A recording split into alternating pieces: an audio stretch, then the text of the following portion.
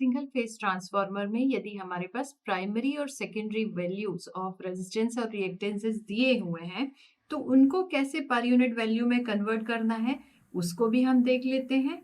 तो हमारे पास एक न्यूमेरिकल है जिसमें डाटा दिया हुआ है 10 kVA transformer is there, a 10 kVA 2000 oblique 200 volt transformer is there and it has parameters as R1 is equal to 3.5 ohms, X1 as 5.2 ohm, R2 0.042 ohms and X2 is given as 0.058 ohms। ये चारों parameters दिए हैं और इनकी help से हमें निकालना है PU value for equivalent values of resistance and reactances referred to primary and secondary both.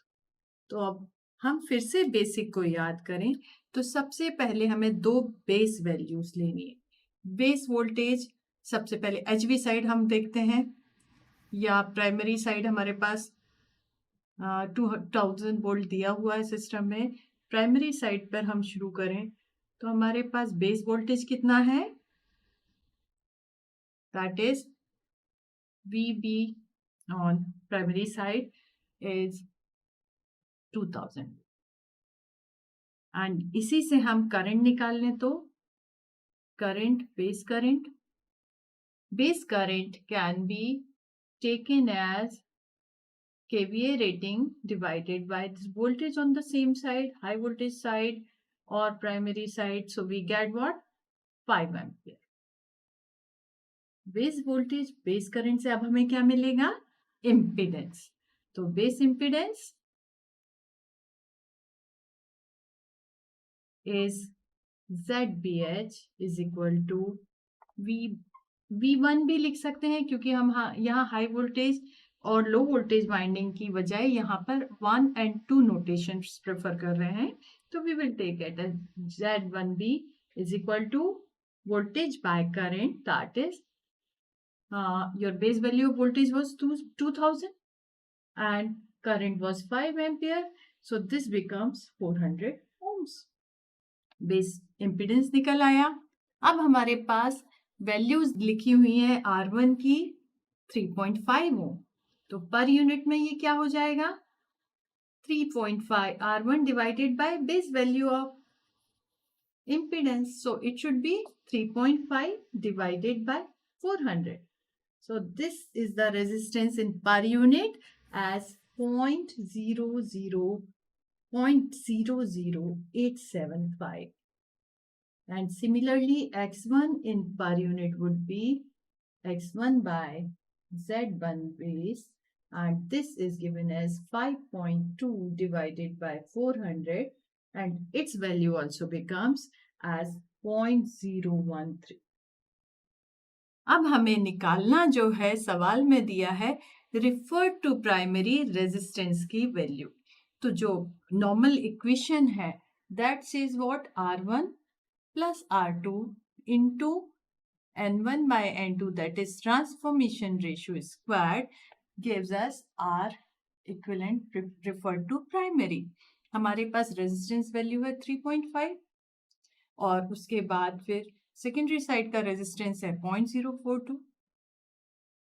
our primary N1 by N2 is V1 by V2, that is 2000 by 200 or 10. Okay, so this gives us RE1 as 7.7। जब इस RE1 में हम per unit value में बदलना है तो हमें क्या करना है? इसको डिवाइड कर देंगे इम्पीडेंस बेस से। So this gives us 7.7 divided by 400, that is 0.01925 as the resistance referred to primary in per unit। Similar lines पर हम रिएक्टेंस भी निकाल सकते हैं। Xe1 in per unit will be, हम इस तरह से भी इसको डायरेक्ट कर सकते हैं 1 by ZB1 into this Xe1 as R1 x1 plus x2 n1 by n2 whole square here. So in this one step, we get the values for say 400 into x1 was 512 plus x2 was 0.058 into this n1 by n2, that is 10 square. This gives us values as 11 divided by 400, or reactance referred to primary as 0.0275. So these are the parameters we have obtained for primary side referred. Same lines पर जब हम करेंगे कि secondary side पे हमें कैसे इन दोनों parameters को निकालना है, so that we also solve. So by taking on LV side और सेकेंडरी साइड. सेकेंडरी साइड पर हमें फिर से सारे पैरामीटर्स को देखना है कि सबसे पहले हमने निकाला बेस वोल्टेज, हमारा यहाँ क्या चेंज हो गया. From on secondary side, base voltage is 200 volt. So current would also be changed to 110 kVA divided by 200, that is 50 ampere. Or impedance, base impedance Z would be given by this voltage by current, that is 200 by 50. 4 ohms. So next we can come to this resistance in per unit. So R2 is given as 0.042 ohm and per unit में यदि हम इसको बदलना है तो हमें क्या करना है, सिर्फ इम्पीडेंस से, बेस इम्पीडेंस से डिवाइड करना है. We get it as 0.0105. Similarly, X2 in per unit can be taken as 0.058 divided by 4. So this gives us 0.0145. Dimensionless quantities. लेकिन सवाल में अब हमारे पास निकालने के लिए क्या बचा है, resistance referred to secondary and reactance referred to secondary. तो रेजिस्टेंस रिफर्ड टू सेकेंडरी जैसे अभी हमने निकाला है ऑन हाई वोल्टेज साइड और प्राइमरी साइड, उसी तरह से यहाँ हमें लो वोल्टेज साइड या सेकेंडरी साइड निकालना है. तो हम बेस वैल्यू से जब मल्टीप्लाई करते हैं एक्चुअल वैल्यू निकालने के बाद, that is R2 plus R1 N2 by N1 whole square, तो हमें मिल जाता है पर यूनिट वैल्यू. तो यहाँ हमारे पास ZBL की वैल्यू कितनी है, 4 ohms. R2 is given as 0.042 और R1 दिया है हमारे पास 3.5 into now N2 by N1 because we are referring to secondary side. So it should be 1 by 10 or 200 by 2000. So this gives us value as 0.077 by 4 or 0.01925.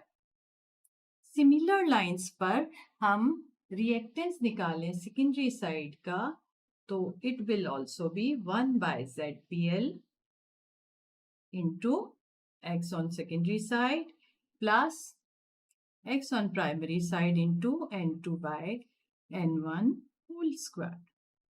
This gives us what? 1 by 4 into X2 was 0.058 and X1 was 5.2 into 1 by 10 whole square. This gives us reactance as 0.11 by 4 and its value is nothing but 0.0275. अब आप इसमें easily observe कर सकते हैं कि जो हमने पहले वैल्यूज निकाली थी और जो अब निकाली हैं वो सेम है या नहीं. This is the benefit of per unit system कि प्राइमरी और secondary side referred values are the same in per unit system.